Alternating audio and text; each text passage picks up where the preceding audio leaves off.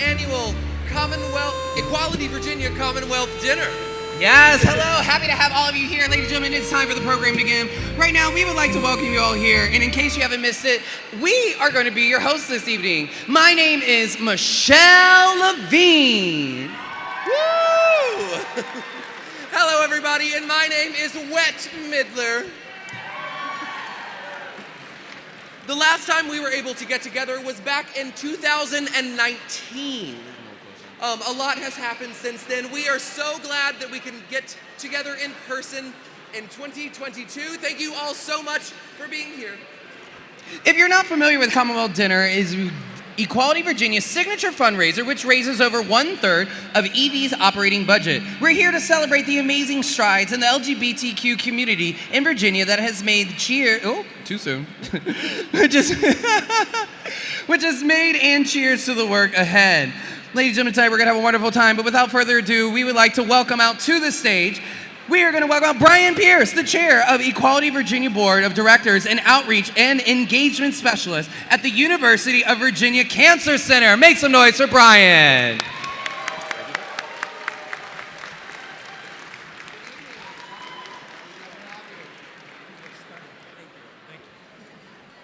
Good evening. Wait a minute, let's try this one more time. Good evening. Thank you, I appreciate it. As I said, my name is Brian Price. I am the board chair for Equality Virginia. So let's give a big round of applause to our drag queens tonight. Chicky Parm, Jack Trey, Michelle Levine, and Wet Midler.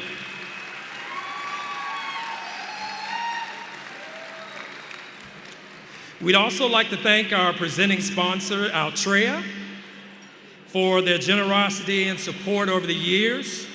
Before I get started, I would also like to thank some of our other generous sponsors for their support. Our platinum sponsors, Dominion Energy, Amazon, our gold sponsors, the Human Rights Campaign, Meta, Capital One, Weinstein Properties, and Wells Fargo. Our silver sponsors, CarMax, Ernst & Young, the Newport News Shipbuilding, King & Spalding, McGuire Woods, Gilead, and Kroger. So please give them all a hand.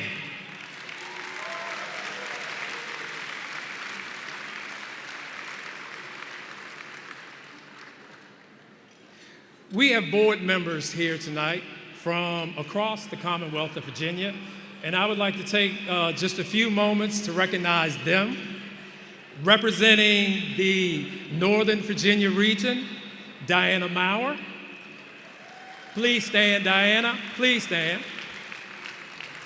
Bianca Ray. J. Christopher Pierce.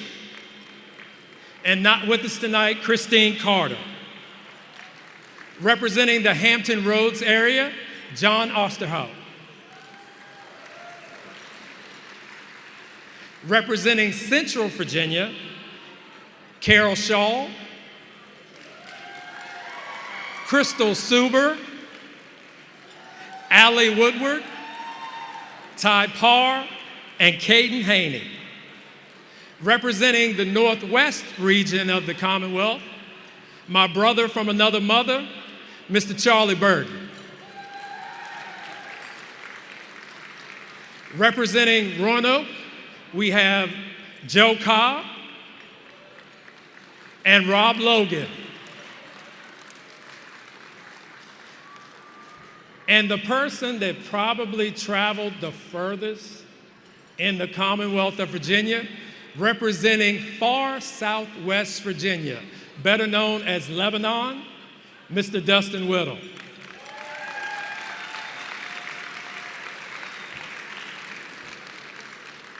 I also know that we have some former board members that happen to be in the room tonight, and we could not be where we are without the hard work of our former board members. So if our former board members would please stand so that we can give you a hand.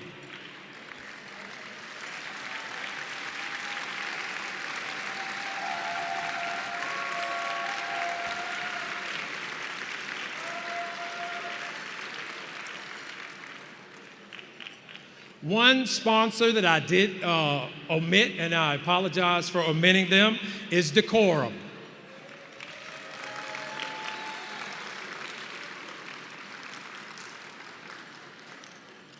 In addition to your great support, we wouldn't be here without our allied partners and organizations, and some of them are here tonight, such as Side by Side,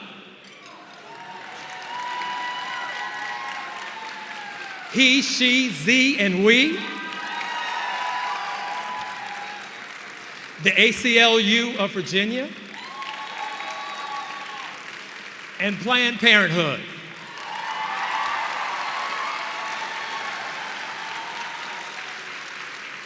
Just to name a few. Tonight, we're very fortunate, and we're also really, really lucky to have 3 generations of executive directors of Equality Virginia present in the room tonight. We have James Parrish,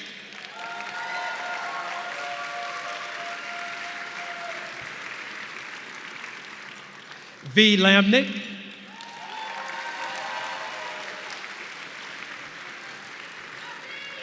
and our newest executive director, of whom I will turn it over to in just a second, Narissa Rahman.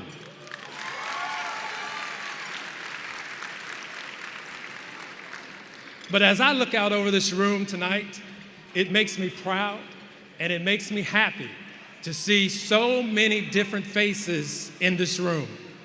In case you all do not know, and in case you're not aware, our community is still under attack. There's certain segments of our community that are being targeted.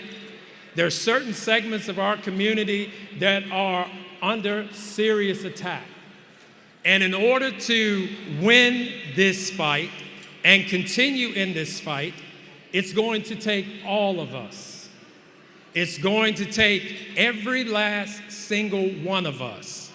So looking out across this room, I am so happy to see so many faces present, so many different people in the room, but there are also so many people that are not here.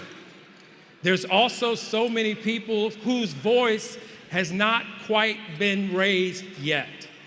So here at Equality Virginia, it is our goal, it is our mission to raise the voices of everyone in the Commonwealth of Virginia.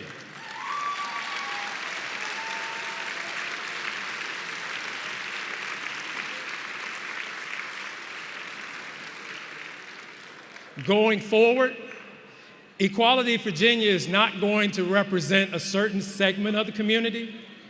Going forward, Equality Virginia is not going to represent some regions of the Commonwealth.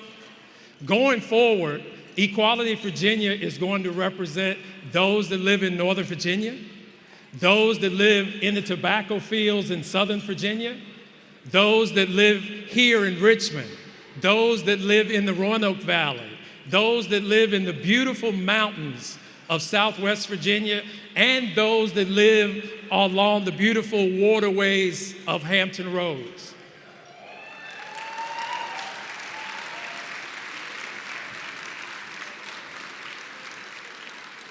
There is someone who happens to be gay, bisexual, transgender, lesbian, queer, questioning, intersex, asexual, somewhere in the state of Virginia that feels like they're alone and feels like they cannot be heard. But my hope is that they'll hear of what we're doing tonight, hear of what we're getting ready to do in the future, and know that I'm not alone. Someone else is fighting for me. And so for Equality Virginia, That's our goal.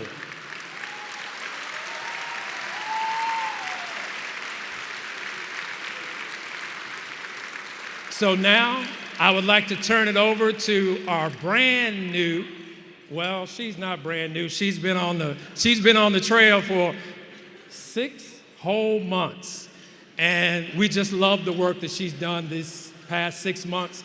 And we're looking forward to at least the next 6 years. Narissa Rodman.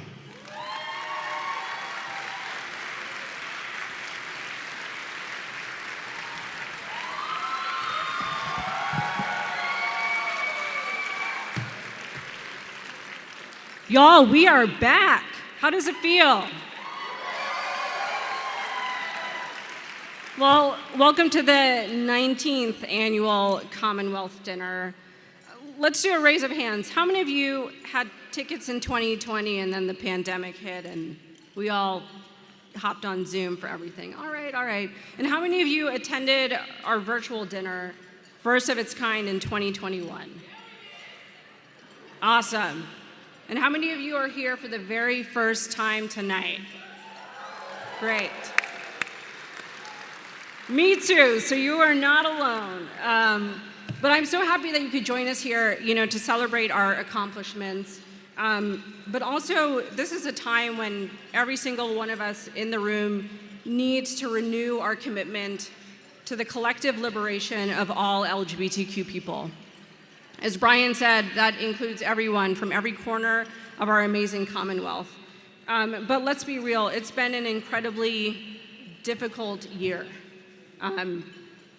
If we go back to 2019, we were on the verge of having one of the most important elections of our life here in Virginia, and that ushered in amazing new protections in 2020, thanks to the amazing leadership that we had with our past executive director, V.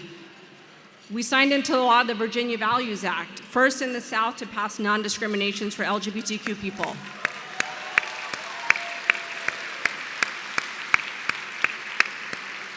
And all of this is thanks to you. Over the past few years, we have made it easier for transgender and non-binary Virginians to update their identity documents. We have banned the so-called practice of conversion therapy, and we have done so much more.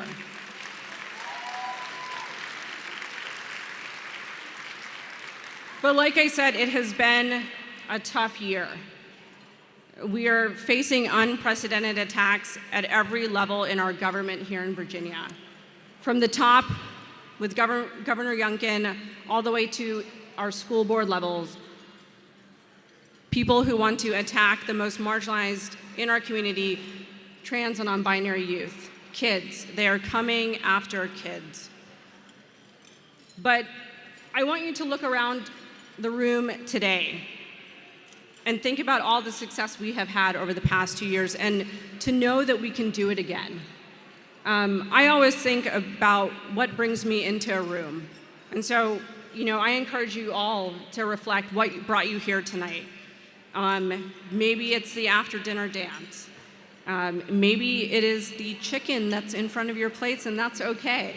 But I encourage you to dig deep and understand what brought you here today. And if you can give a little bit more to make a commitment to our collective liberation so all of us can be free in our community. And that includes immigrants, that includes Black and brown people, that includes sex workers, that includes people with disabilities, that includes every single one of us, and every single one of us is here in the room tonight.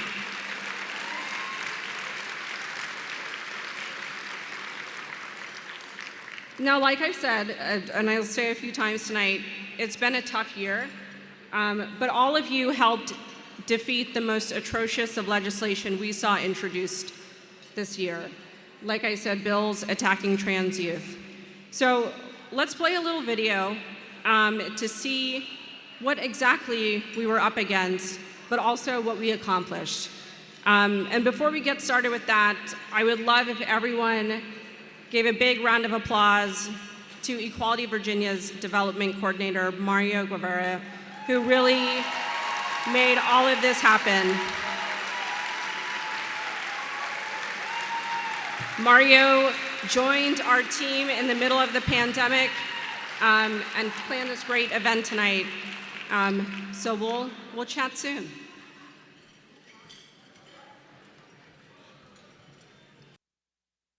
Republicans are trying to make 2022 the year of the anti-trans bill.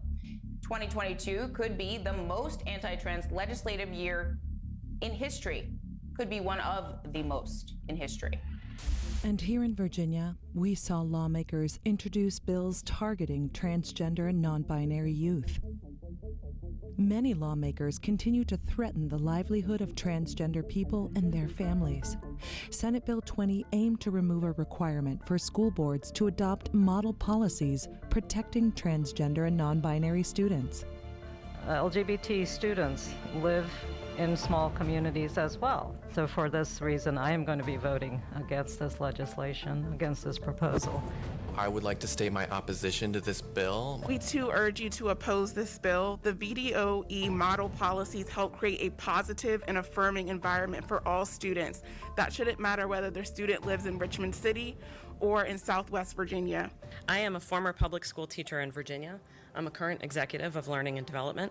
And most importantly, I'm a proud parent of 2 children in Virginia public schools, one of whom is transgender. I am in opposition to Senate Bill 20. I am a transgender student of Hanover, and I oppose this bill. And I oppose this bill too. My name is Sarah Huber, and I oppose Senate Bill 20. I ask you to oppose SB 20. We are staying in solidarity with everybody who's opposing this bill today. I'm Catherine Milady from Richmond, Virginia, and I oppose this bill. We strongly oppose Senate Bill 20. We vehemently oppose this bill.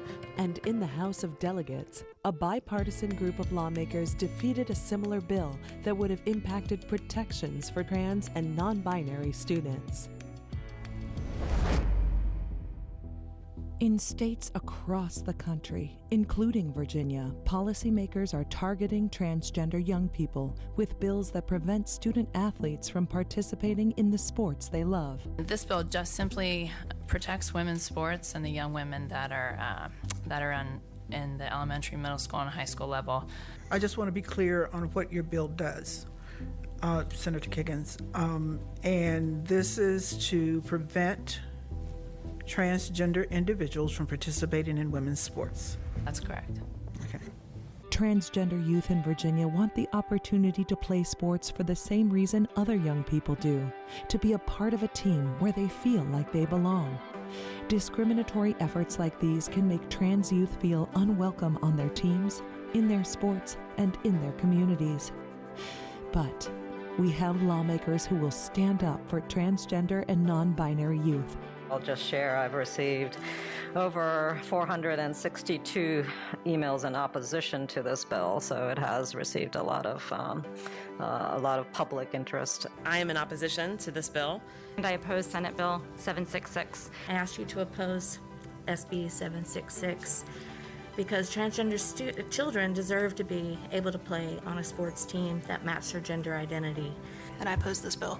We oppose this bill 100%. We adopted our transgender policy in 2014. It mirrors the NCAA policy, and it has been working very effectively. And for those reasons, we oppose this bill. A Virginia legislator introduced a bill that would restrict transgender students' access to school restrooms and other facilities. And despite the attacks, you showed up. You spoke up. You sent a message that transgender and non-binary youth belong in Virginia. You helped to defeat hate. And while we have so much to celebrate, our basic rights are still under attack. Carol Shaw and Mary Townley, the couple whose case paved the way for same-sex marriage in Virginia, now feeling uneasy. The whole world right now is just feeling a little more scary. A Republican-led panel in the House of Delegates rejecting a push to remove a defunct ban on same-sex marriage from the state constitution, even though the same proposal got bipartisan support last year. Will you take any steps to codify same-sex marriage in Virginia? I believe that what the Supreme Court has done most recently is so consistent with what we know the Constitution stands for. This is Yes what or the no, Supreme though? Court has been Protect so same-sex focused marriage on. or not? That's the law in Virginia, and therefore, as governor of Virginia, we protect same-sex marriage.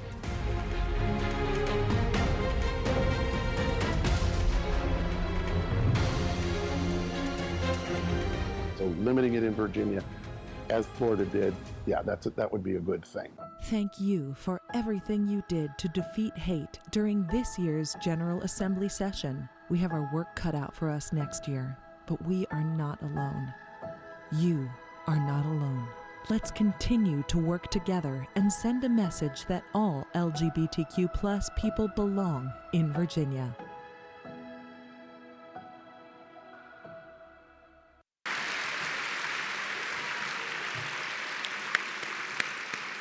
Please give yourselves a round of applause for everything you did to defeat those bills and to send a message. You know, thanks to your support, we were able to get in touch with all of you, and you sent almost 20,000 emails to lawmakers opposing those bills. And I know the trans youth and non-binary kids who are watching at home, some of them are here, they see that and they thank you. And I gotta say, we finished that video a few weeks ago, and even in the last week, we have a few more attacks from Governor Youngkin that we could add to that video. But you know, our success depends on our relationships with elected officials and you know, folks who value an inclusive Commonwealth that is welcoming to all LGBTQ people. And I'm excited to have several of these elected officials here tonight. And when I call your name, please stand so we can thank you for all of your support. And if I'm missing anyone, please stand as well. So, you know, please join me in welcoming Delegate Ken Plum.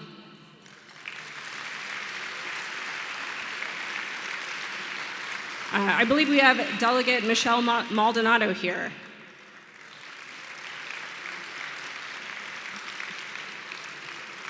We have Delegate Betsy Carr.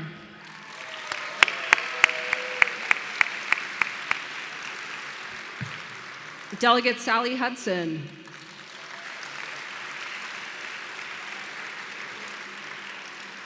Delegate Van Valkenburg.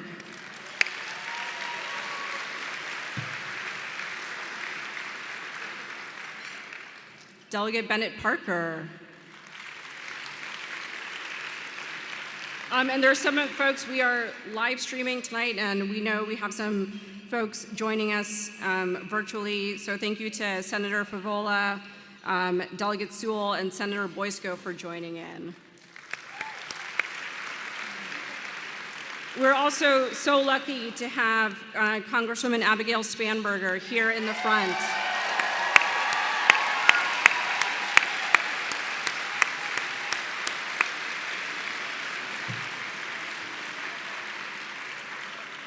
And familiar to all of us is the attack on marriage equality, and I just want to say thank you, Congresswoman, for voting for the Respect for Marriage Act recently.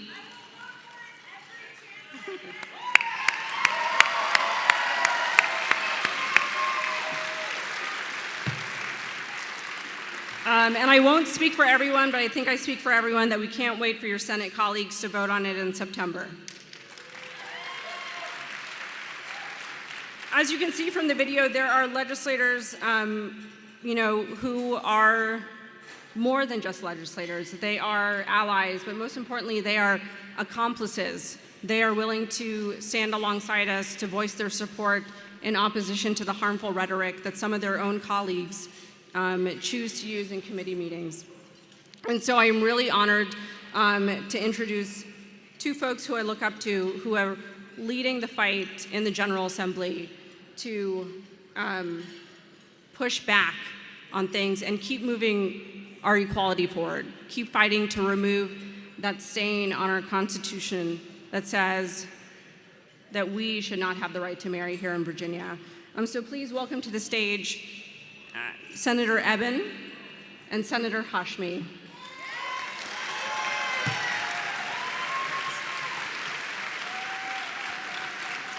Good evening. You're all looking good. Thank you, Narissa, and thank you, all of you, friends and supporters of Equality Virginia. Also in the audience, I'm especially pleased we're joined by the co-author of the Virginia Values Act, Delegate Mark Sickles. And, you know, I'm honored to be in the same room with Congresswoman Abigail Spanberger, the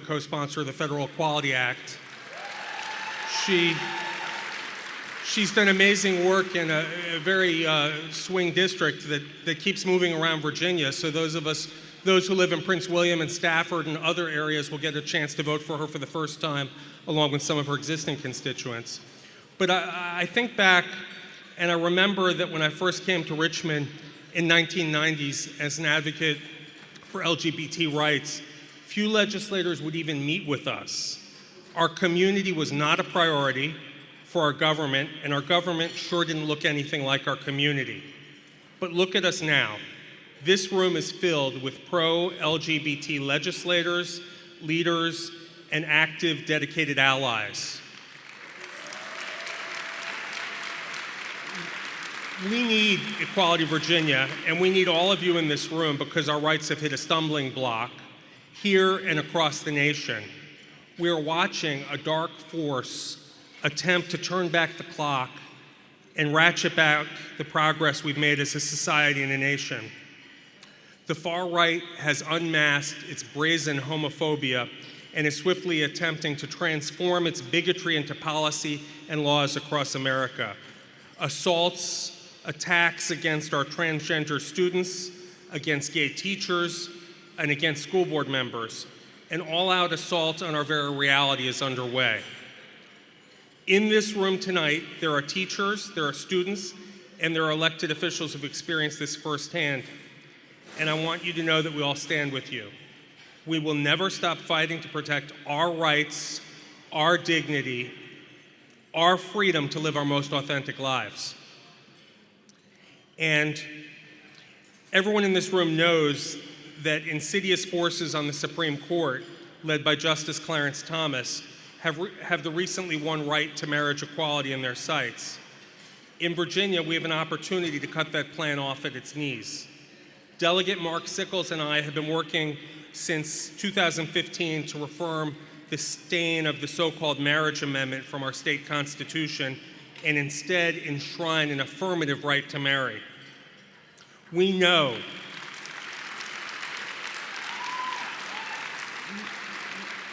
that a supermajority supports that right and is ready to vote for it to add it to our Constitution. We know that a majority of elected officials in our legislature support this right. And we know that the only thing stopping this amendment to our Constitution from being sent to the voters is a minority of cowardly legislators uninterested in doing the serious work their constituents sent them to Richmond for.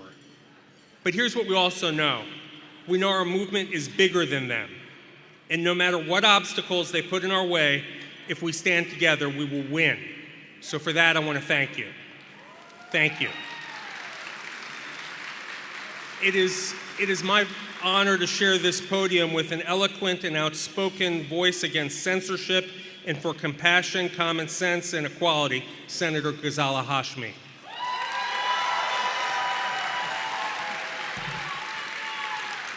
Good evening. I am so honored to join you here today and to stand in full solidarity with Equality Virginia. So many of us are here tonight to affirm, support, and demonstrate the vital role that being an ally plays. I'm especially honored to be here with my dear friend and colleague, Senator Eben. His work in the General Assembly has been absolutely remarkable. When Senator Eben speaks, it is with a calm dignity, and he is the steady voice of reason. He also holds the honor of being the most vetoed senator in the history of the General Assembly.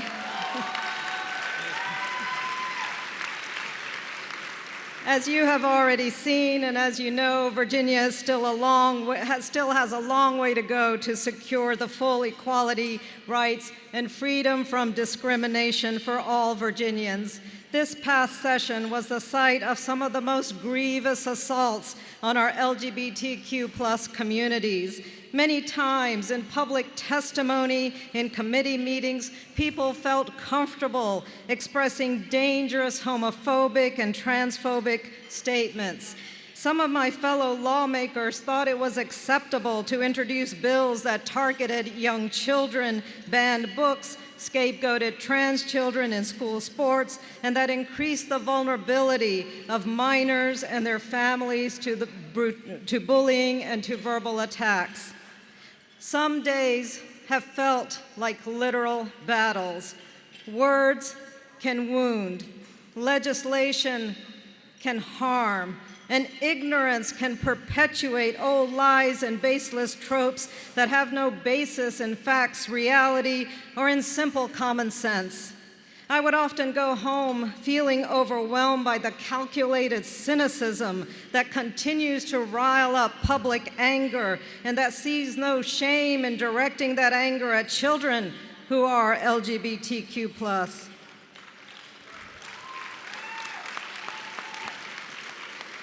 At the same time, I drew strength and continue to draw strength from these children themselves who are in their own way, their own best advocates. No child should have to speak in front of a room full of adults, some of whom are hostile to their very existence, and ask for a basic recognition of their identity.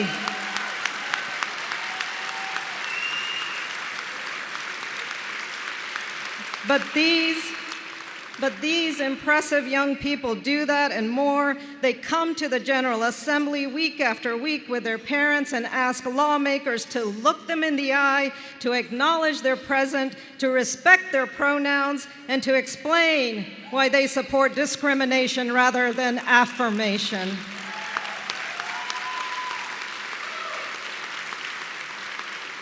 With their voices and with their advocacy, we were able to stop some of the most egregious efforts to erase the public presence of our LGBTQ+ community. We protected the rights of trans athletes to participate in school sports. We protected school libraries from mandatory purges of books that speak to LGBTQ+ children.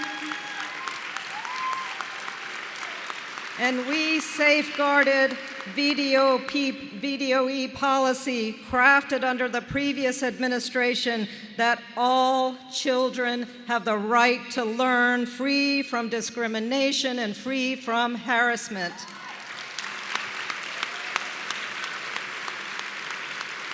So we have a lot of work ahead of us, and the attacks on our transgender and non-binary students are only going to increase, sadly, this upcoming year. We're already seeing the ground being laid, but I assure you, we have many in the General Assembly who are willing to take up that fight. When a child in Virginia confides to a caring adult at school, they should never be afraid that they will be outed to a potentially abusive family member.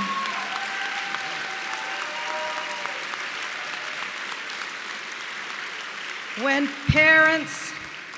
parents in Virginia support their trans or non-binary children, we will not call that support child abuse as the governor of Texas does. We will call it love.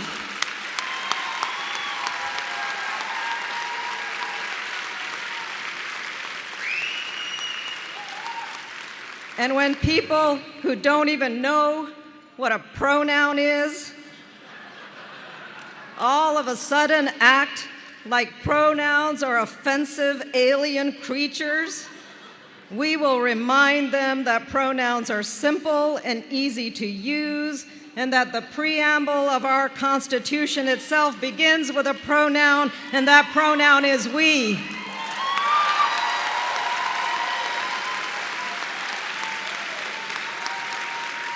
That pronoun is we, as in we the people.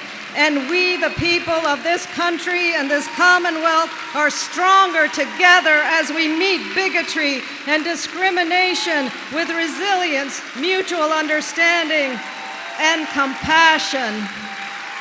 Thank you.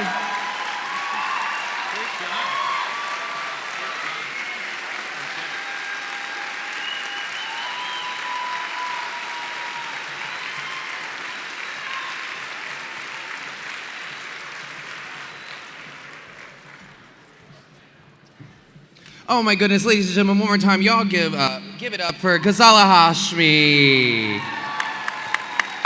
As well as, we got Senator Evan. Yes, thank you so much.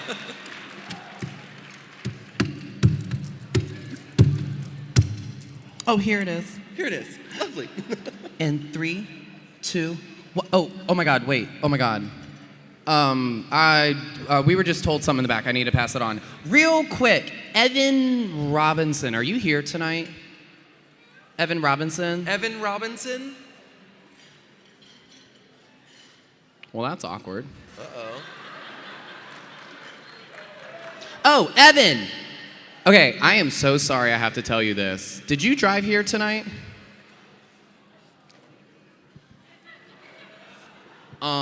I just want to let you know that you won the raffle!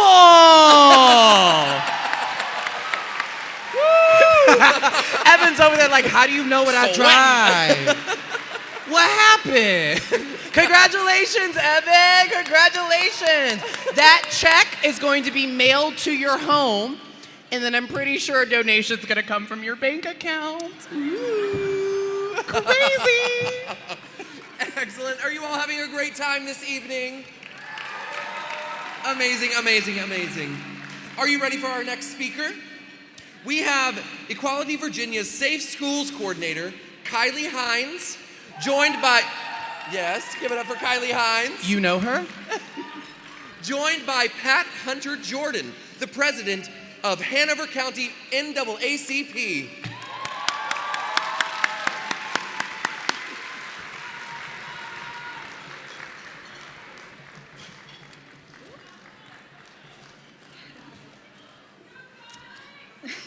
Thank you.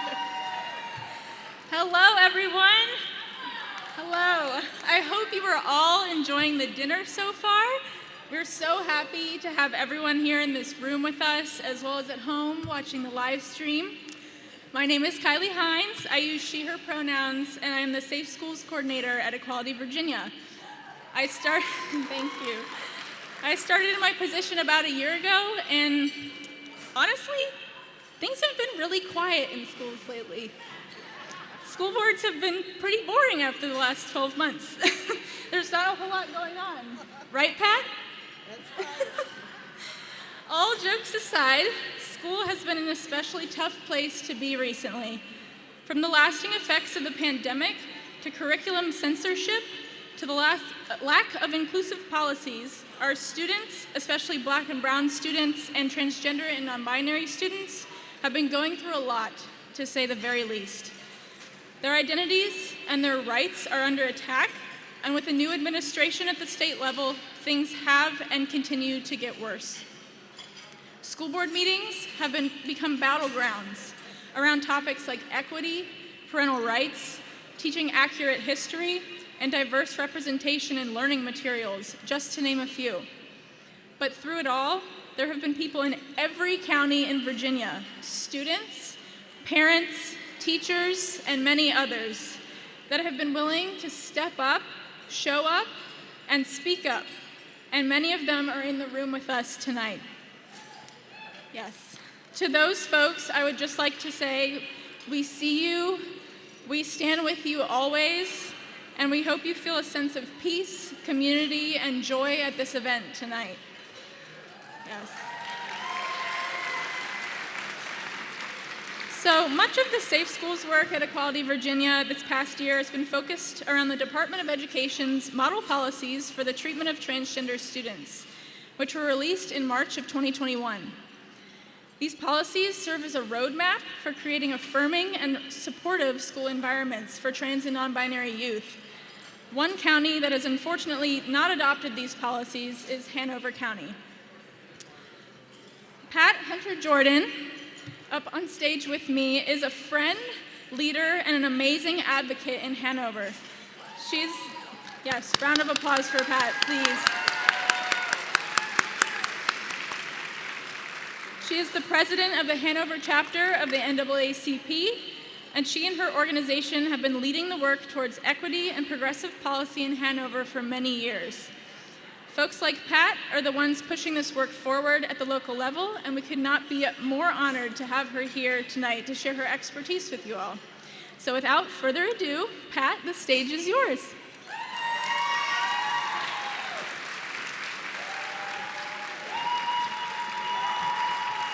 Good evening. It is such a pleasure to be in a room of friendly faces. a room where we are not getting labeled and things thrown at us and all kinds of things taking place. That is Hanover County. We regret to say that because it is a lovely place to be, unless you happen to come across our school board or our board of supervisors who regrettably still live in the 1950s. They do not believe in any of the things that we support. And so we have a fight on our hands. And we continue to fight despite their efforts. It does not matter. We stand with Equality Virginia. We stand with Side by Side. We stand with he, she, and we's. We are for equality for all. And that is what they have not understood in Hanover County. But we continue to bring that message to them on a monthly basis. You see, unless we work together, none of this will happen. We cannot advocate separately for the rights of trans or gay or lesbian or black and white and brown students or those with disabilities. We must work together.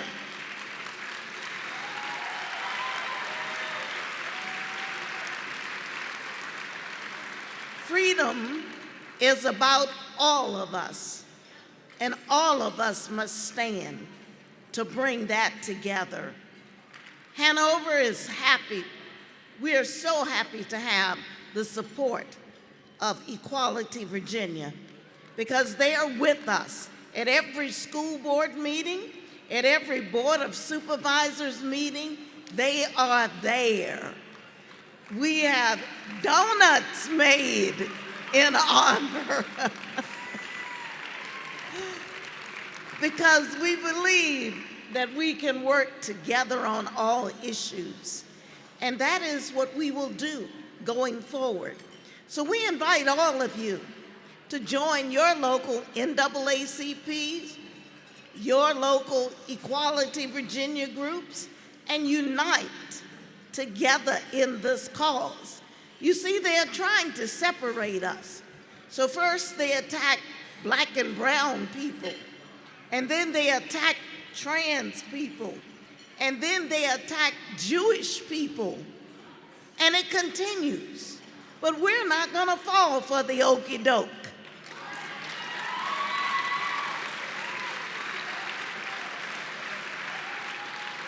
We will stand united, and we will use that pronoun, we, all of us, together, united for this wonderful cause that we work for. That is how we will overcome this hatred in the state of Virginia. We're not gonna stand there. Do you know I'm known as the angry African-American woman in Hanover? Call me what you want. I told them, I stand here with a smile on my face, and you can't label me. I will be and I will continue to fight with our team. I have a tremendous team of people that work with us, and we're going to continue this fight. We invite you to join us. I'm happy to have our state vice president with us this evening, Mr. Mark Lomax. I even got him out with us tonight, Mr. Lomax.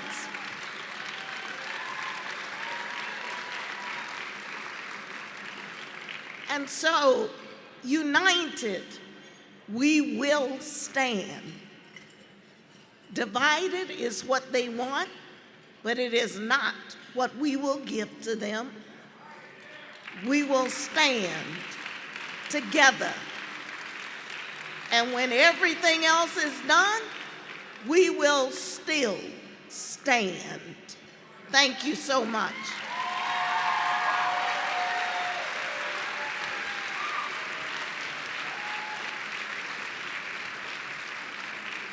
Give it up for Pat, everyone. Pat is awesome.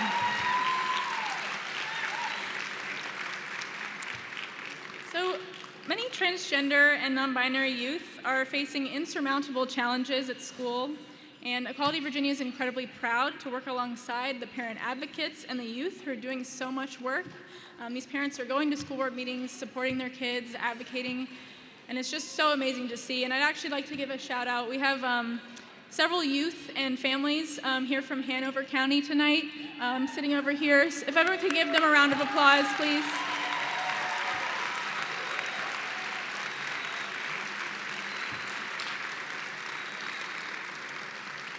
So now we have a little video for you all. We're going to meet Chris, Ann, and Kelly from Hanover County.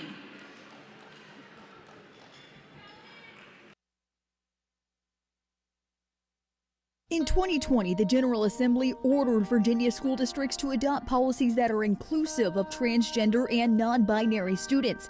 Those policies allow students to use bathrooms and locker rooms that conform to their gender identity and allow them to use their preferred pronouns and name. But not every school district is following state law, creating a patchwork of protections across Virginia school districts for transgender and non-binary students. Transgender issues are taking the spotlight in Newport News. The school board voted down changing district policies and declined to adopt the state standard required by law. Major win tonight for transgender and gender expansive students in Loudoun County. The school board passed that hotly debated policy that secures rights and protections for members of the LGBTQ student community. Today, Portsmouth School Board members will meet to vote to approve transgender student model policies. In March, the Hanover County School Board voted to allow Alliance Defending Freedom, ADF, an anti-LGBTQ+ hate group, to weigh in on the board's equity policy. A partnership between ADF and HCSB can only mean one thing. LGBTQ+ students, Black and Brown students, students with disabilities, and those with multiple marginalized identities will be targeted and face further discrimination and stigmatization at school. We won't stand for this.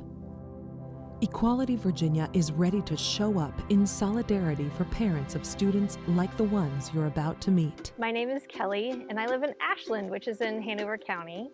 My name is Ann Zweckbrunner. We live in Mechanicsville, and we came to Hanover for a job. So I've been in Hanover it's been, I think, about 15 years. We moved here, like a lot of people, for the schools. Ashland is really as close to an idyllic town as you can get. An incredible sense of community, a great place to raise kids, a great place to just walk downtown, go out to dinner, go to a movie, go shopping, and run into at least 10 people who we know. It's a great community. It's a loving, accepting place on one hand, and it's a closed-minded, scary place on another. But both my kids came out when they were in middle school. My oldest is gay and my youngest is non-binary. One of our children came out as transgender 4 years ago, and he insisted on coming out in the middle of the school year. So it was a big event for the school and the kids in the school. He was very brave and just was ready to live authentically. Grace transitioned the summer between 2nd and 3rd grade. She has always known who she was. We also have a second child who's trans, who is non-binary. And when B came out, it was almost easy because we've been through it and done this with Grace and knew that it wasn't a big deal, that this is who our kid is, and we love both of them. We love all 3 of our kids so much.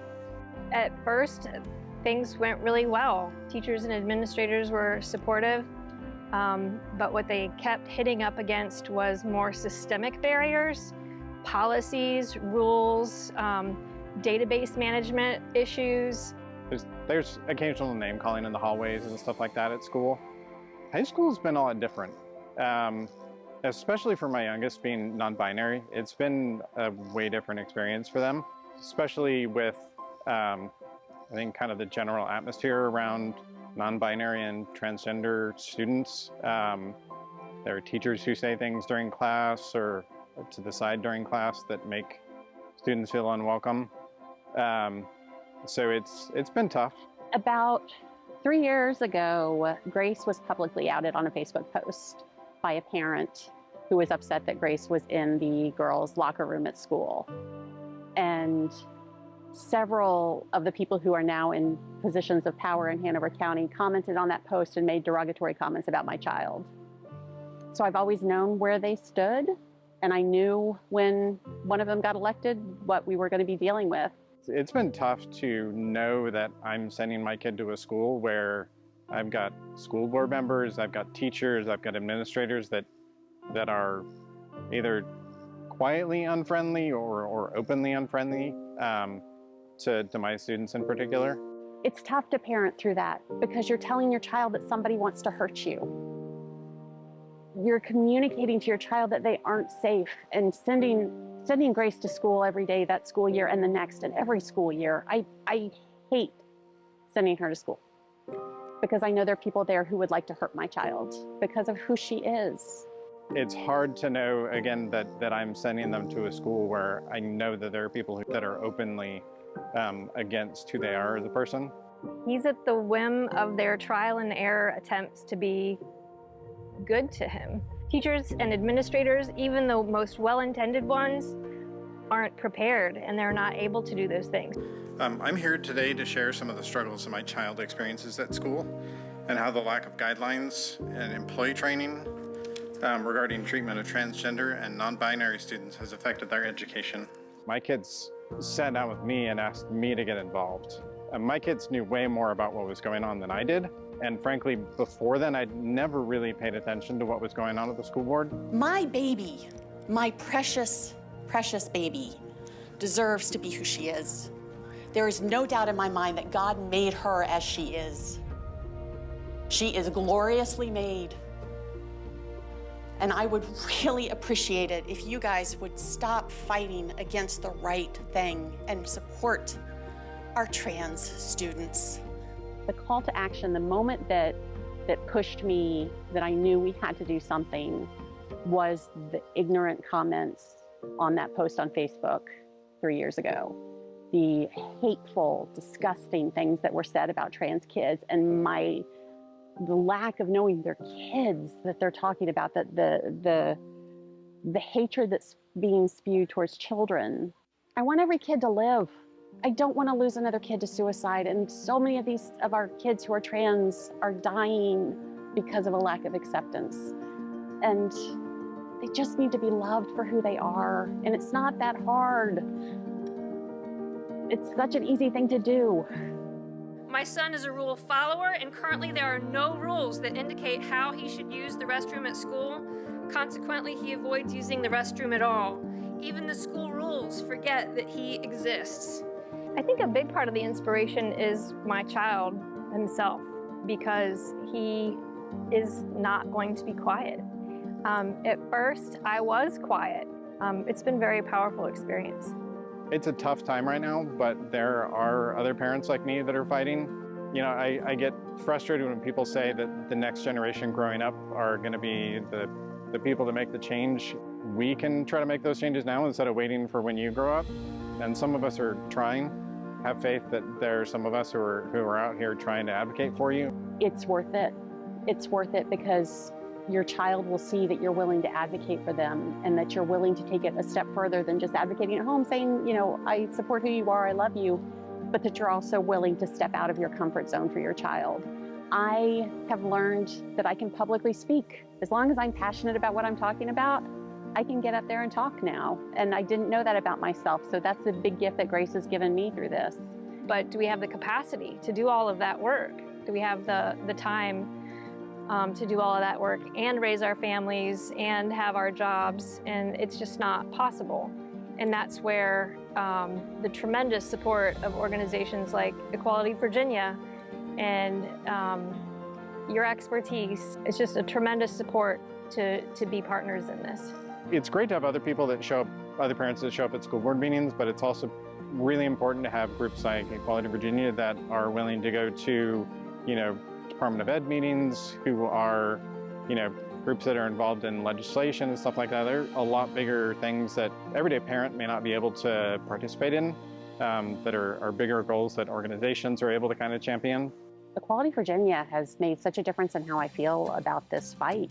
Being at the Board of Supervisors meeting, knowing you guys were there, it means the world. It's a comfort zone in that situation to know you have backup, that there is a statewide agency that has your back and has your kids' back.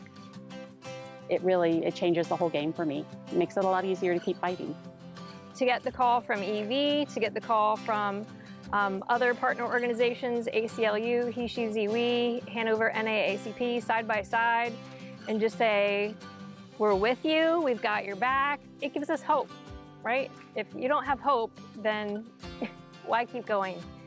So as long as we have hope, we can keep going. Transgender and non-binary students are not going anywhere. Their experiences are real and happening right now. Let's work together to create a better educational experience for all. I'm Kylie Hines. I'm the Safe Schools Coordinator at Equality Virginia.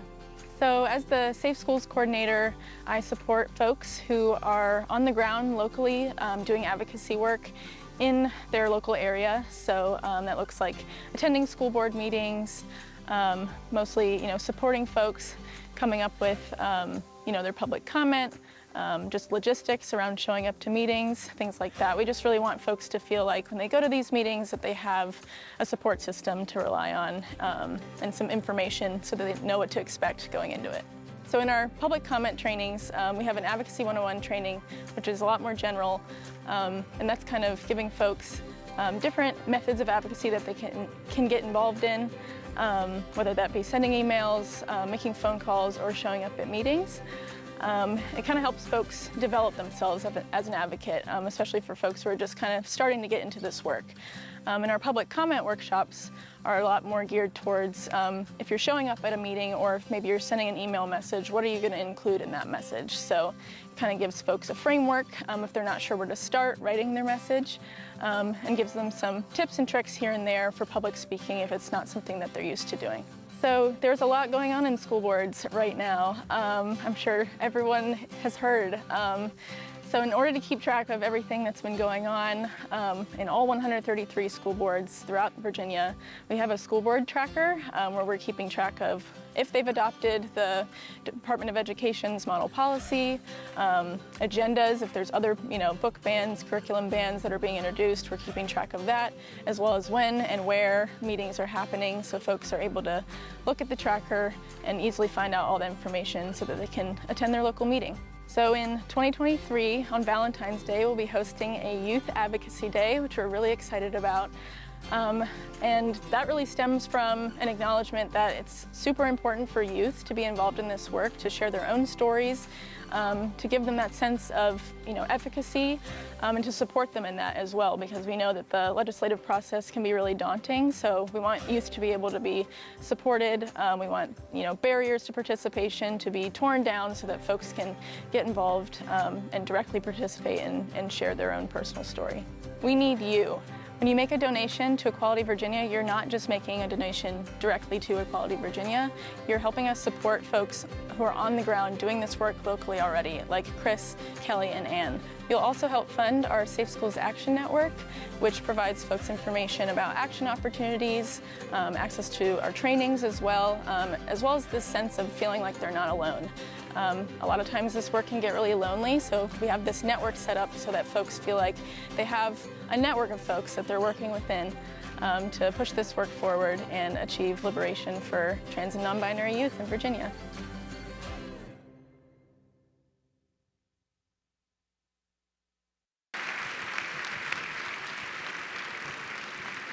Y'all, please give it up for Kelly, Chris, and Ann.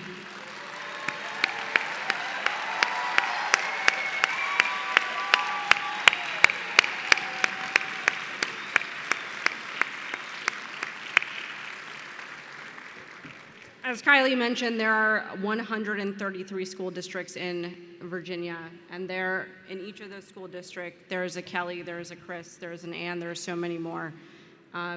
We're so lucky that a generous donor brought the Hanover families to the dinner tonight, and that we can all thank them for their amazing work.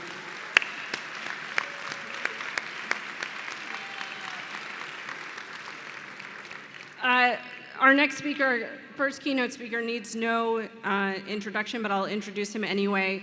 I'm so excited to have my dear friend Emmett Schelling, the Executive Director of the Transgender Education Network of Texas, here tonight. Emmett knows firsthand the importance of supporting and funding state-based LGBTQ movement partners. And he also knows firsthand what trans and non-binary youth are facing at the very, very local level in Texas. And we all know what's going on in Texas. So without further ado, please welcome to the stage Emmett Schelling.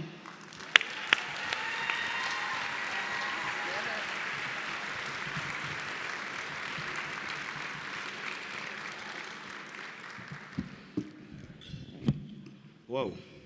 Good evening, everybody. As Narissa said, my name is Emmett. My pronouns are he, him, his. Yes, they do matter to me. As they should to everybody. And it's so good to be in Virginia. I'm not gonna say it's because I'm out of Texas, but I'm just gonna say it's so great to be with y'all tonight, right?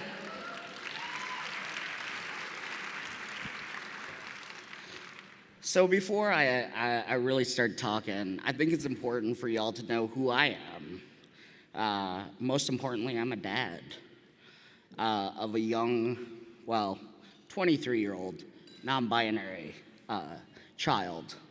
Second of all, I'm a fiance.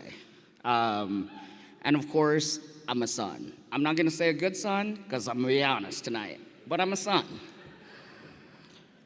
So, I met Narissa in 2017 in the great state of Texas, where we were fighting a bathroom bill.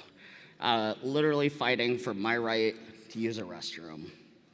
So that was good times. And since then, I've really developed a deep friendship with her and Brianna Diaz, her partner. And I think it's important because we're talking about trans kids tonight, right? And it's undeniable. Our fight right now is a trans fight. Whether you are a state equality org or you are a trans-led org, the fight that we are facing is a fight for people like me to exist as I am.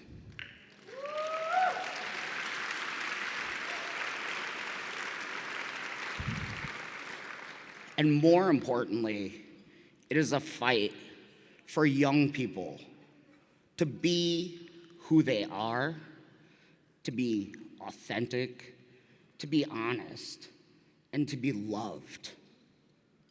That should not be a fight.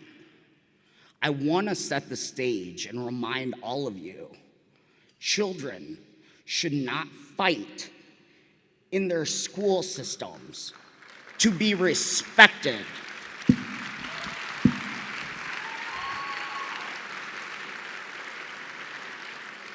Children should not fight to simply be identified with dignity, with respect, with the honor of identifying who they are in school exactly as they are.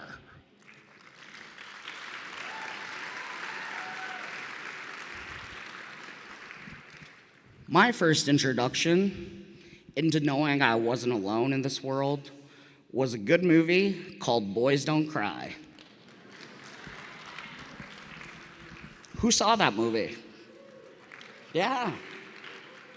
To give you an idea, if you are not a trans person, if you are not a trans masculine person, let me tell you, good movie. I was like, oh, I am not alone. I am not broken. I need you to hear that. As a child, I needed to understand I was not broken.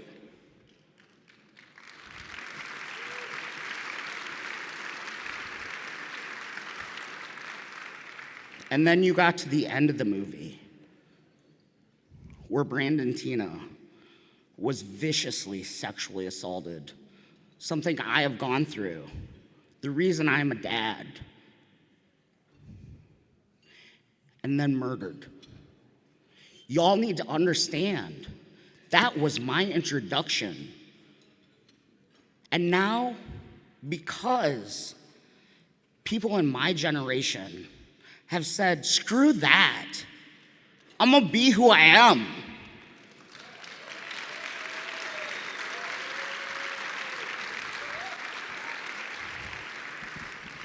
Weird tux packs, like in the cowboy boots and all. I had to buy these in Richmond because I forgot to pack them, so that's why the outfit. But happy to support the local economy. But the point is that trans kids, they're not a new phenomenon. I was a trans kid before I told the world I was a trans kid. So what we see now is an exhale from kids who see people and say, oh my God, I can be myself. I can tell my parents my truth. I can tell my family my truth. I can live in this world honestly and unabashedly, as fully as I am.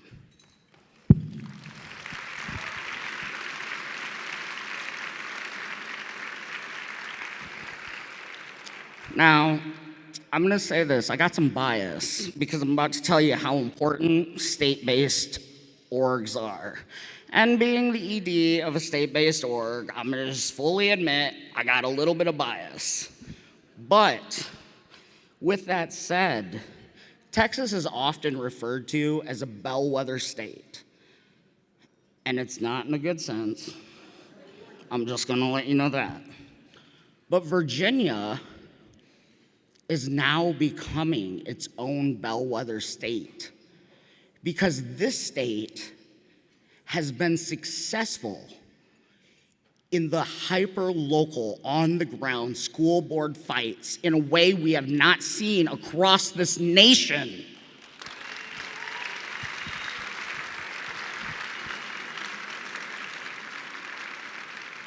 This is the first state in the South to secure statewide non-discrim. Come on, y'all. Give yourselves a hand.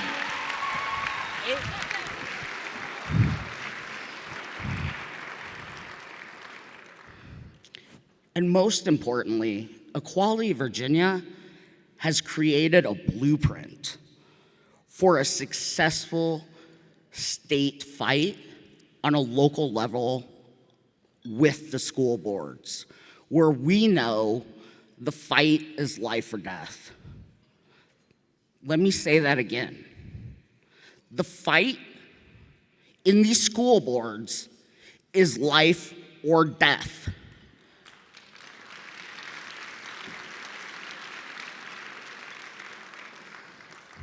And the reason I know that is because I'm from Texas. Because when I came into my place as an ED, I didn't expect to have outreach from a father who asked me, do I take my child, my trans daughter, to the ER, to the urgent care, because her fever is rising. It's low grade right now, but she's young, and we know fevers cause brain damage in young children. Or do I take her in and risk being labeled a child abuser? Risk being labeled a groomer because I listened to my child and I saw her and I supported her, and damn it, I loved her regardless.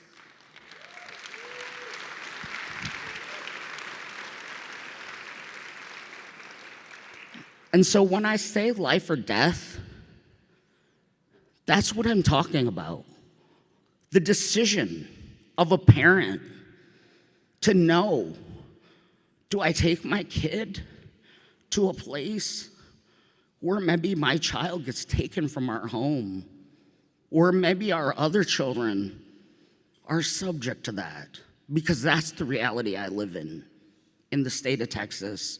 The first month, I heard from one parent a week that their child had committed suicide, and I was not prepared. I'm so sorry.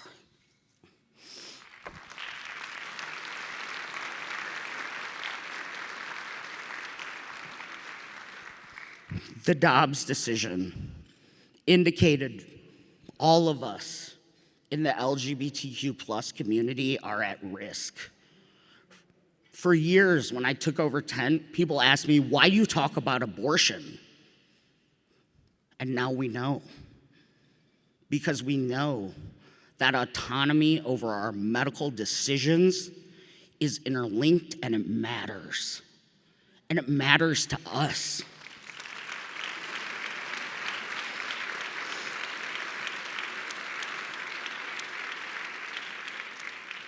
So with that said, I'm gonna get the high pressure going, because I feel like my tears deserve something at this point. I'm not a crier.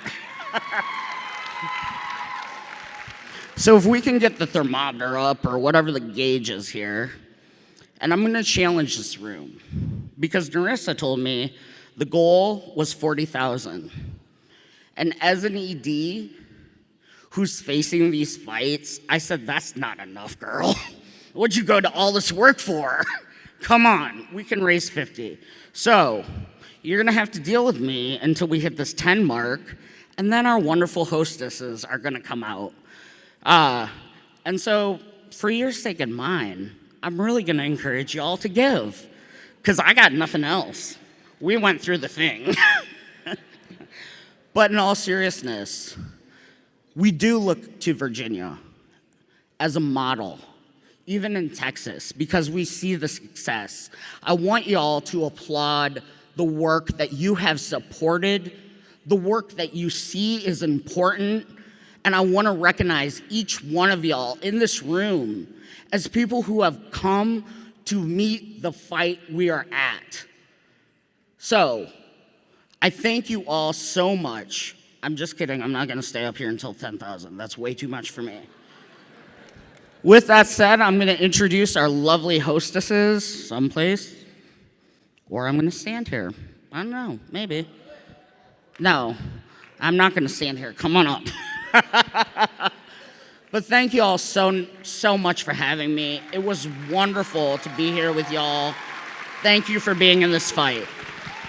Thank you so much. Wow. Are y'all having a good evening so far? Wonderful. Only 11 more hours and we're done. I can't believe we're going to hang out here all night together. All night long. Lock in. Let's give another round of applause for Emmett Schelling. Thank you so much.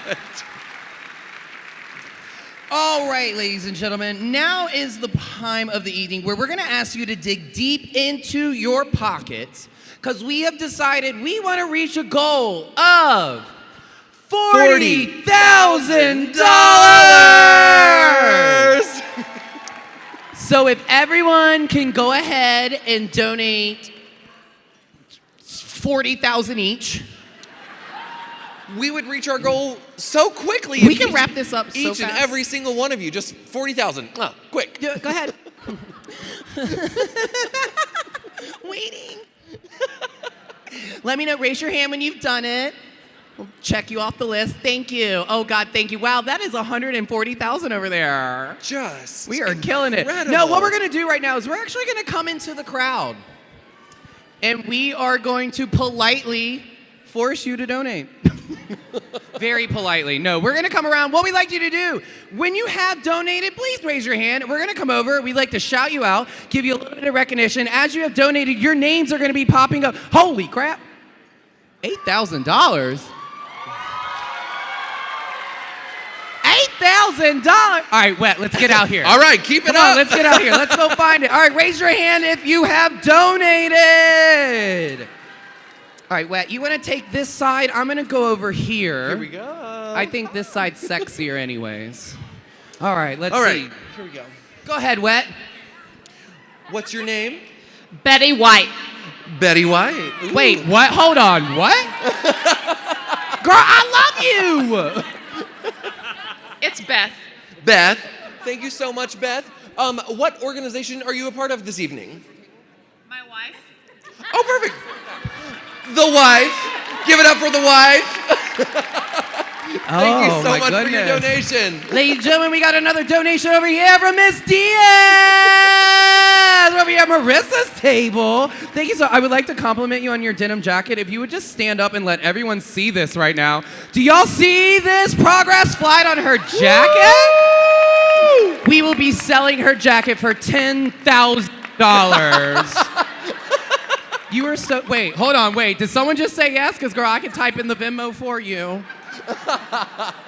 Thank you so much, Ms. Diaz. Who do you have over there? Who do we have over here? Aurora Higgs. Aurora, give it up for Aurora, everyone. Are you here with any organization or independently? I am here with Carol Shaw at Give it up for Mary Shaw and Mary Townley. Thank you all so much for being here. Looking gorgeous. Y'all, you will never believe it. I have just somehow found my way over to the Amazon table. Girl, I just got free shipping for the rest of my life. I can't believe it. So I'm over here with Brett Solomon. Brett Solomon just donated. Everyone say, hey, Brett. Hey, Brett. They have no idea who you are. It's totally fine. I want to say thank you so much. Because of you and everyone else, we are currently at $19,000. We are almost halfway there to the goal. Oh, we're over halfway there to the goal. Thank you all so much. I feel like Bon Jovi, I'm not going to lie. Oh, we're halfway there.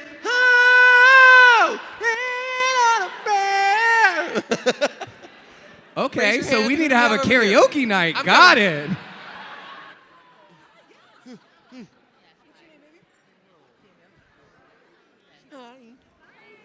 What you got over there, Pumpkin Doodles? I got you something. Give it to me. Stephanie Merlo. Stephanie Merlo. Let's give it up for Stephanie. Are you here with any organization? Yeah, I'm over here hanging out with Virginia Pride. Virginia Pride, everyone. Give it up for Virginia Pride. Oh my God, I know them. Michelle, do you know Virginia? She's on her way. Turn right at your next table. And she's made it. She's home. Hey, with Virginia Pride. Let me just be selfish and say I actually have a lovely opportunity to be a part of the Virginia Pride Board. So these are my people. Can y'all believe that we are here and we're going to donate how much? $1 billion. Holy cow. Many dollars. Ladies and gentlemen, you heard it here first. The first Pride organization in the history of history. Oh my goodness. Okay, I had a lot of fun. I got to run back over here. I just met some incredible people. Next up, we have Sarah Jenkins. Sarah Jenkins. Give it up for Sarah Jenkins. Thank you for your donation. Are you here with an organization or independently? We're with the AIDS response effort from Winchester. Excellent. Give it up. Thank you so much for being here and donating to this amazing and very important cause. Thank you so much. Did you say Winchester? That's it. Winchester. That's it. I've been looking for you for Winchester. What's up? The whole table has not a clue what I'm doing right now. I don't either, but okay. Oh, I am over here at the Wells Fargo table. I'm over here with Miss Wanda, and I asked your name 3 times. I'm going to ask it a 4th. What was that? And Danielle, who I never went to high school with, but I absolutely love her. Yes, Danielle. Thank you so much, Wells Fargo. I just found out that Wells Fargo, and this is a lie, but they are going to double their donation. It is a lie, but you know, peer pressure works. So if I could get a round of applause. Peer pressure! Double it up! I mean, you never know. You never know. I'm going to tweet about this. It'll happen, I promise. Next up, we have the Richmond Triangle Players Table. Yes! We've got executive directors, we've got artistic directors, we've got board members. This entire table, I think, has donated, and we are now at $26,651. I do want to give a little bit of a special shout out to Richmond Triangle Players. It is my artistic home. My partner is the artistic director of the theater, Lucian Restivo, everybody. Thank you, baby. Yeah. And now back to Michelle with the weather. It's raining. I am over here with a table I really like to point out because this organization I'm standing by does so much for our LGBTQ youth. And that is exactly where we got to start. We got to start with the young kids because we got to show them that it's okay to be themselves. It's not up to them to be themselves, it's up to us to show them it's okay to be themselves. So I'm here with Side by Side! Side by Side! Give Just it made up. a beautiful donation. They were just up on the screen. I want to give a huge shout out to Miss Marquise right here. Hey, babe. Thank you for all your hard work, everyone here at Side by Side. Wet, who do you got over there? Hello, hello, hello. We are at the Newport News shipbuilding table. Let's give it up. All right, let's get some names. Danielle. Danielle. Melvin. Melvin. Margaret. Let's give it up for Newport News Shipbuilding. Thank you guys so much for coming. We appreciate you attending and all of your donations. Thank you so, so, so much. Oh, I'll give this back to you. That's yours. Oh, is it my turn? Hi, everyone. Come on over. That was embarrassing. Thank you. I appreciate the positive feedback. Hi, everyone. Hello. I currently would like to recognize that we are at $27,000. Woo! And I am going to take a brief intermission to give this gentleman my phone number. 804 616 616. If you have a boat, write this down.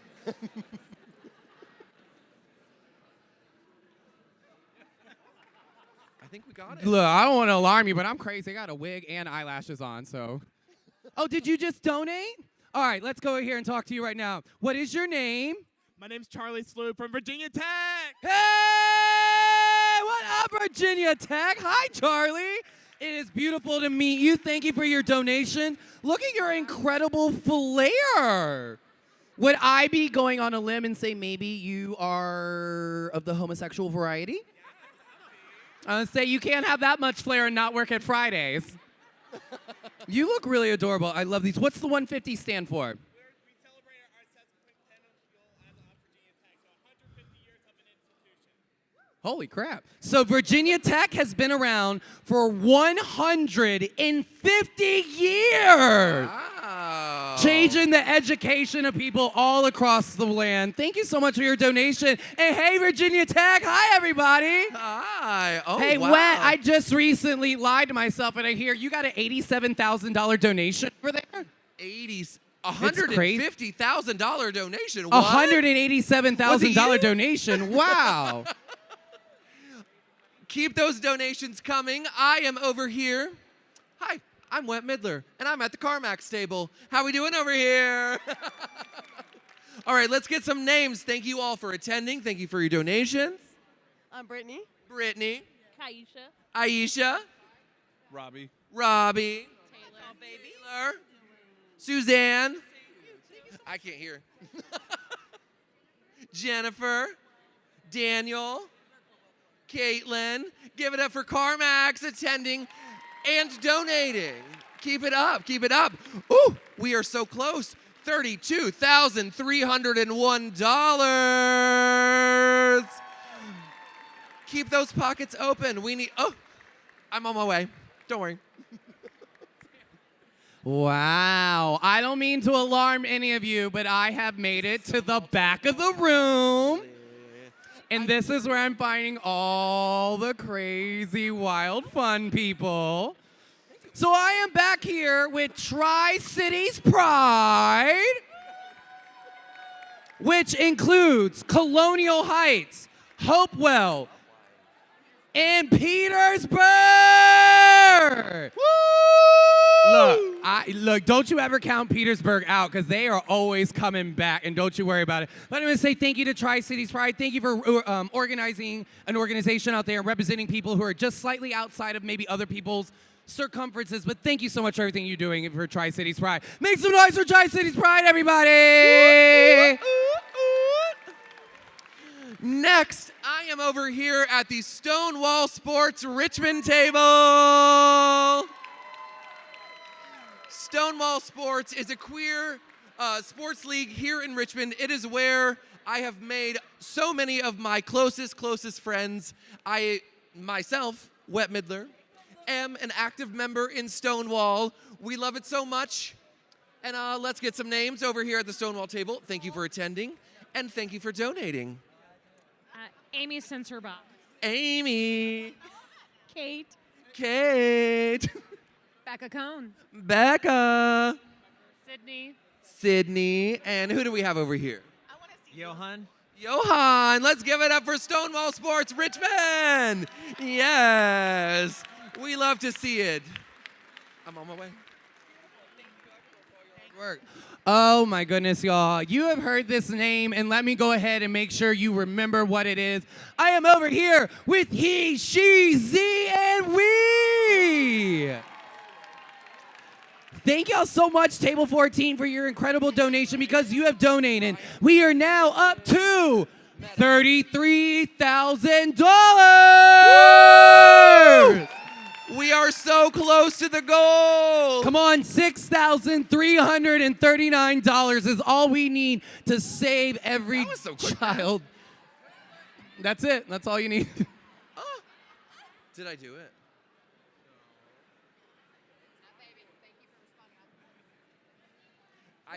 Let's pretend I did that. I just pushed the button to donate. How much was that? $1,000 from Meta over here. I did that. I pushed the button. Congratulate me. I'm just kidding. Thank you all. There it is. Brian Houston, thank you from Meta. Another $1,000 towards the goal. Thank you all so much. Wow. You will never believe it, but I just had the pleasure of meeting Miss April, and April decided one hat was just not enough for her. So not only is she a part of Altria, or independently? she's actually a part of Virginia Tech. Yeah, she's a Hokie over here. Woohoo! Wahoo! What is the sound? The sound is go team! And then you are also a part of RTP. Fabulous. Come on, Richmond Triangle Players board member. Well, thank you so much for all the incredible work you're doing. Thank you for wearing multiple hats. We appreciate your hard work and all your talent. Thank you so much. You're welcome. Yes, that's a great word. Donate! Donate! Hey, Wet, who do you got over there, baby? Oh, I'm just casually over here with Congresswoman Abigail Spanberger. And we have a lovely couple right over here. Let's give some... I was just kidding. It is not a couple. Sean Meredith. Sean Meredith. Let's give it up for Sean. And the boss. Christy Black. There we go. Let's give it up for Christy, everybody. Thank you all for attending. Huh. Wow. I just got a challenge. I just got a challenge from Table 13. This is to table 47. Thank you all so much. I'm going to give you all And they said they can raise more money than you platinum. in the next 5 minutes. So I am going to take this opportunity to say, if table 13 and table 47 gets us over that $40,000 mark, I swear I will give everyone at that table a high five. Every single one of you will get a high five. What a high prize. But come on, dig deep in your pockets. We are slowing up, but we are absolutely so close. We need the opportunity to get $40,000. Come on, It's come on, just come on. We are $40,000. so close. Just shy, or just over $5,000 needed. Here we are again. This is Wet Midler. I'm at the Dominion Energy table. Let's give it up for Dominion Energy. Each and every one of these people at this table has donated. Let's get a round of applause for all of them, and we're going to get their names. Shanae. Kaja. Tracy Lynn. On behalf of my wife. Ari Taylor. Ryan. Let's give it up for all of them at Dominion Energy. Thank you so much for your contributions. Thank you for coming. Mwah, mwah, mwah, mwah, mwah, mwah.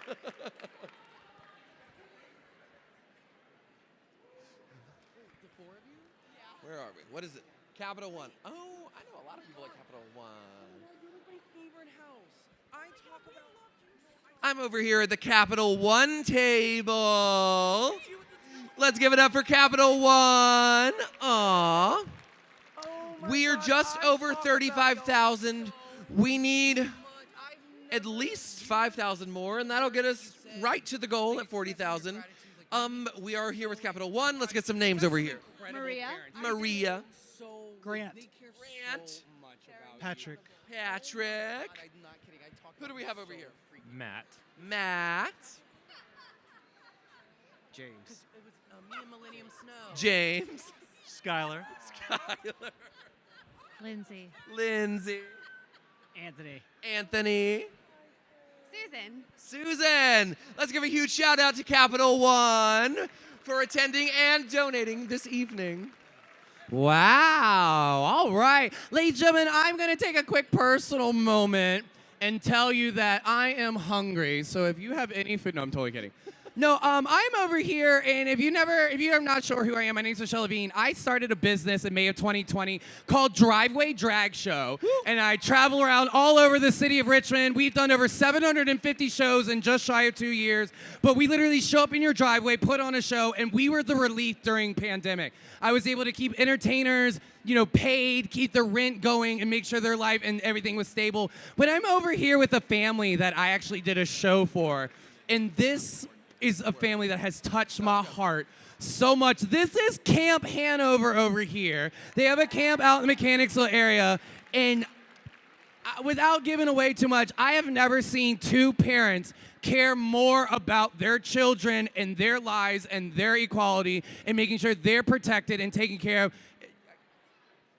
They were blessed with having a trans daughter.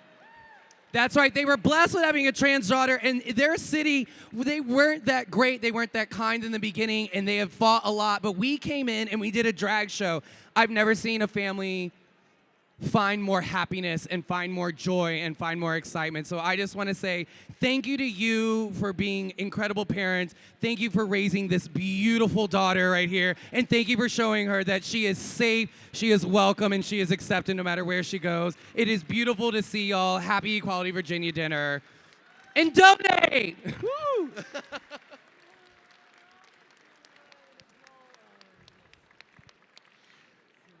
Miss Michelle, you can come right on up. We are going to move on. We're not All done right. donating, so please keep that going. Donations will be accepted throughout the end of the night. We're going to give y'all a little bit more. All right, so we only need just shy of $4,000. You can donate all night long. That you can go ahead and use the call for ask cards right there in front. The special ask cards are right there in front of you. But right now, what we would like to do is go ahead and start bringing out our keynote speaker. Please welcome back to the stage, Narissa, everybody. Narissa, everybody.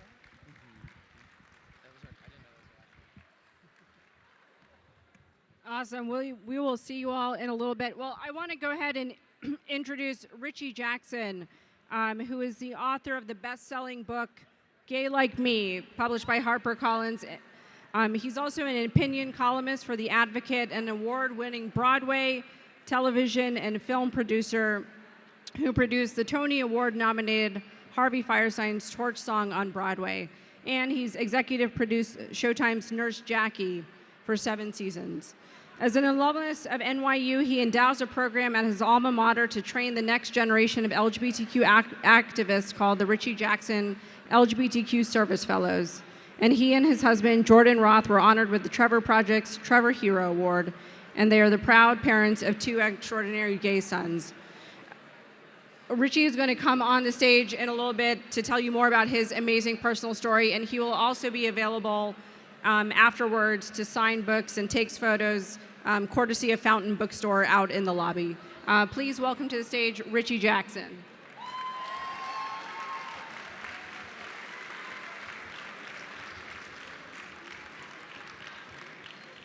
Hi.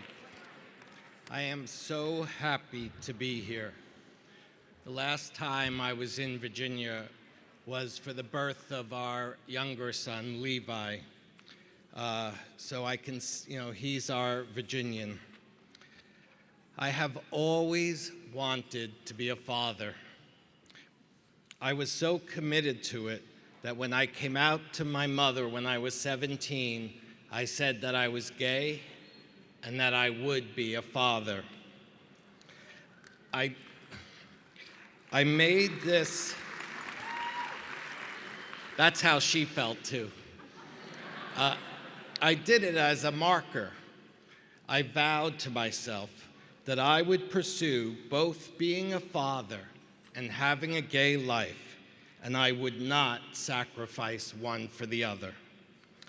I moved to New York City in 1983 to attend New York University, right in the heart of Greenwich Village, right at the dawn of the AIDS epidemic. The early 1980s were a harrowing time to be gay. The entire world seemed to be lined up against us. A plague was ravaging us. A new group called the Moral Majority was demonizing us.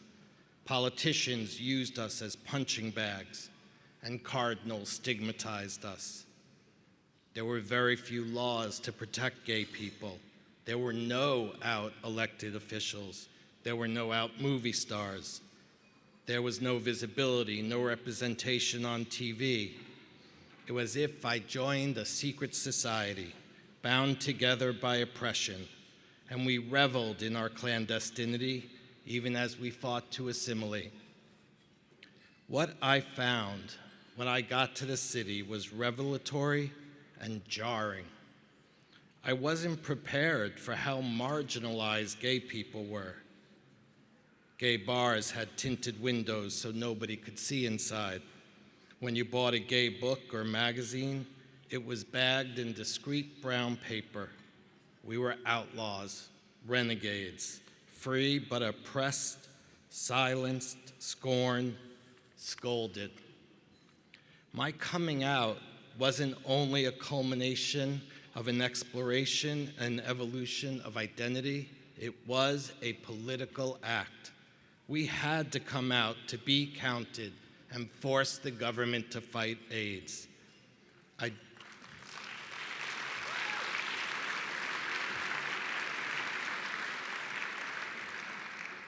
I joined a community just as it was preparing its own frontal attack in an unfolding war for our lives. My first public acts as a gay man were to attend protests. Being gay and being political have always been intrinsically linked for me.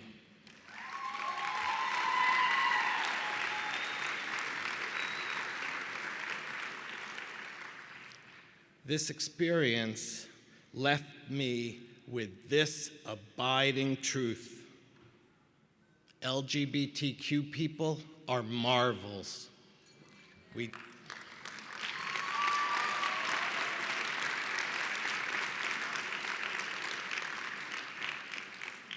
LGBTQ people are marvels. We disappoint our parents, We're at battle with our government, stigmatized by religions, bullied in our childhoods, erased in our classrooms. We have survived the plague, and still we rise, we come out, and we say, "This is me."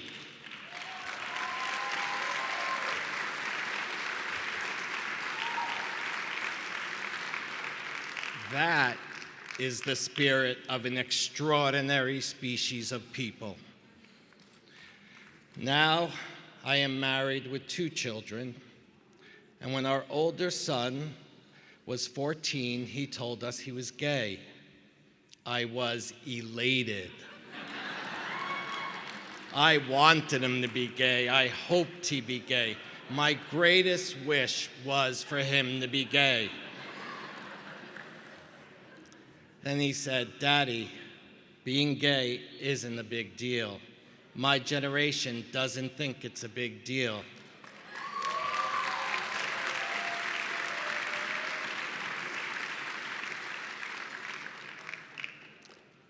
I thought, oh no, being gay is really a big deal. It's the best part about me. It's the most important part about me. And I didn't want him to grow up to be one of these people who diminishes it by saying, gay doesn't define me, I just happen to be gay. If he did that, it would break his heart and not take full advantage of the gift that it is. So I started to think about all the things I needed to share with him about what it means to be a gay man. That in 2016, Donald Trump was elected and brought with him to Washington Mike Pence, both more of an imminent threat to our son than ISIS and North Korea. Now I had to warn him about what it would take to be LGBTQ in America. This ultimately became my book, Gay Like Me. Recently, our son left home to go to the same college I went to and live in the same dorm I did. But the world is very different now than it was when I was his age. He came out in the world with marriage equality, a drug to help prevent HIV, and with laws to protect him. LGBTQ people are visible everywhere now. Teachers, sitcom stars, Olympians. We are a voting bloc, a marketing demographic. LGBTQ is now PC. The secret club has vanished. The Pride March is now a parade. Corporations stand up for gay rights like a conscience on their bottom line. This young LGBTQ generation has more clout, more political capital, more powerful allies, companies, elected officials, famous people. As I've traveled the country talking about my book and about being a gay dad with a gay son, I'm always asked, did you make your son gay? Make my son gay. I can't make my son eat a vegetable.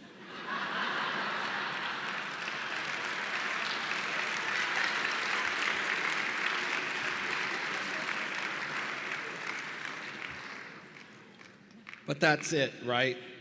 Our adversaries think we are somehow manufacturing more LGBTQ people. Oh, if I could do that. I would bottle it, give it away for free, and save the world.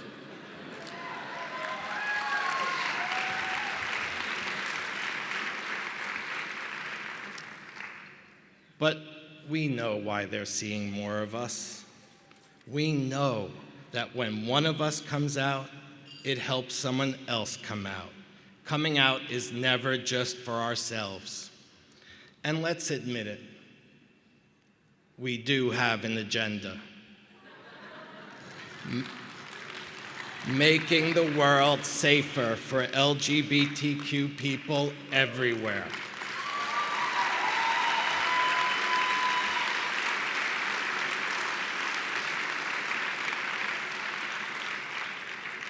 Our combined identities are not just stripes on our flag, so everyone feels represented.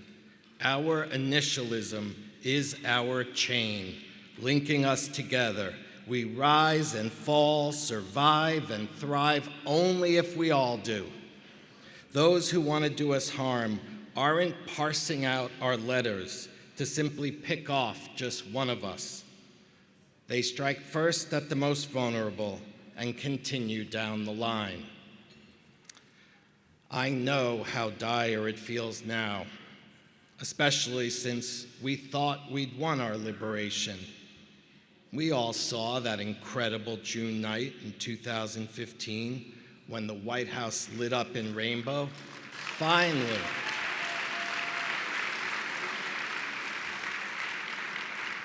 Finally, America's welcome mat laid out for us. The majesty of it was intoxicating.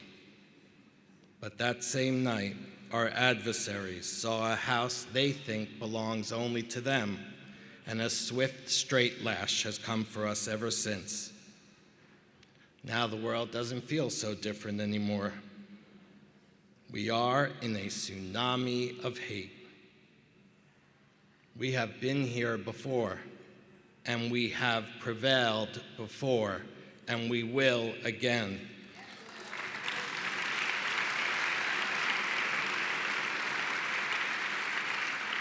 We will not be erased, we will not be put back in the closet, and we will make sure that when we gain our freedom, it includes all of us.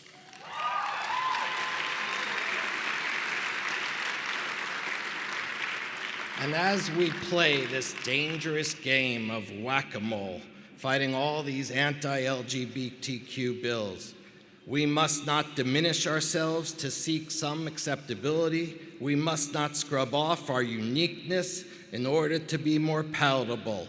That's not freedom.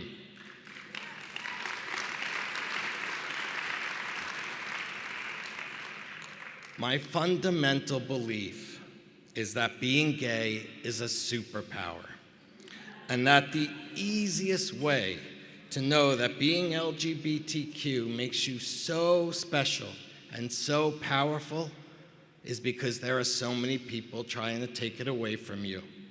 Do not let them. Protect it, invest in it, rely on it, have faith in it. It will provide.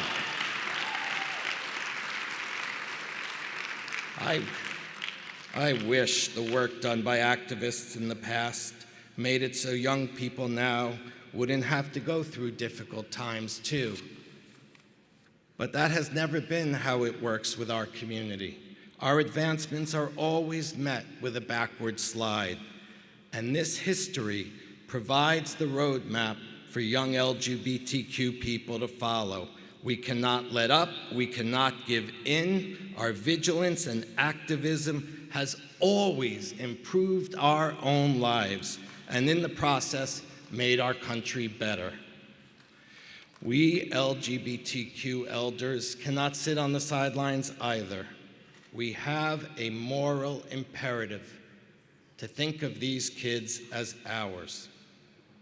Every parent knows that we have a covenant with other adults, that when our children leave our home without us, there will be other adults there to help look after them, to help keep them safe, to help raise them. But with our LGBTQ kids, that covenant is broken. Sometimes it's broken by their own parents, it's broken by our government, by religious institutions, by schools. And what we elders must do is bring in our kids, surround them with community, lift them up so they can find their potential and reach their destiny. We restore the covenant.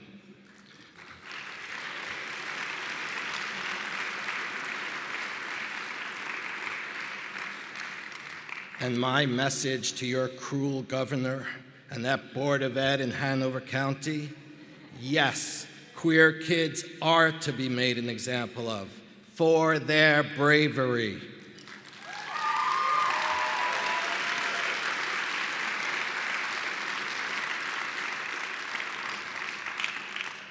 Our adversaries have their hate. They have the legislators. They have the judges. But thank God we have Equality Virginia and Narissa and Emmett and the families of Hanover County and all of you. And together, all together, with the true grit it took to build our lives and the love that sustains them, we will make it better. We will make it better. Thank you.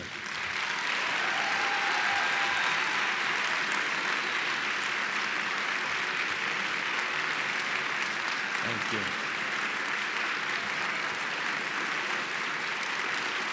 Thank you.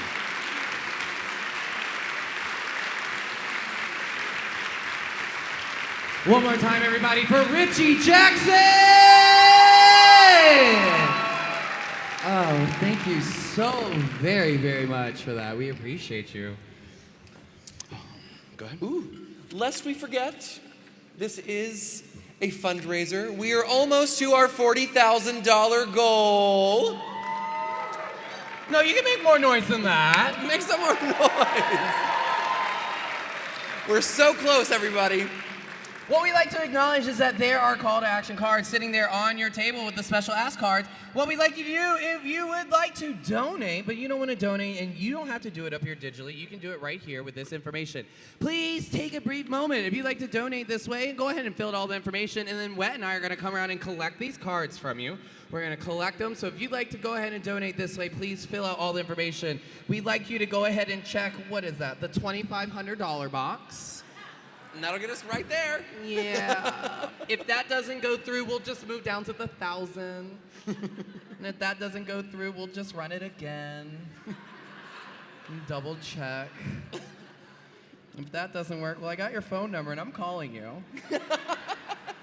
I also got your address, so I'm going to go ahead and resend that gift basket. But no, please fill out these cards. Go ahead and do that now. We appreciate you very, very much. And don't forget, without your donations, this isn't possible. Thank you for all of your hard work. Thank you for your donations across all the organizations that are represented here tonight. All of you are a vital part of making Virginia absolutely better. So thank you very, very much. Give yourselves a huge round of applause for this evening.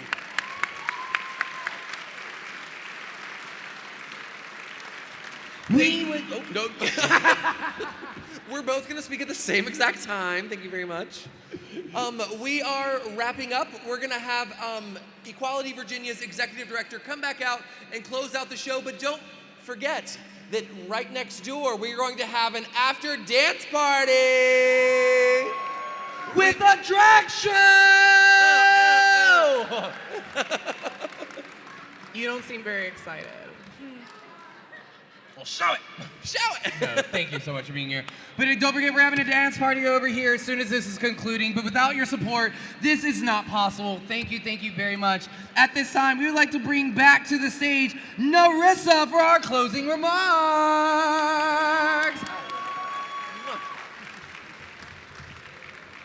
Thank you all so much for your generosity tonight and for funding our collective liberation. I'm not going to keep you here any longer, but let me tell you, we cannot wait to see you next year for the 20th anniversary of the Commonwealth Dinner, bigger and better than it was this year. Thank you so much to our performers once again and our hosts.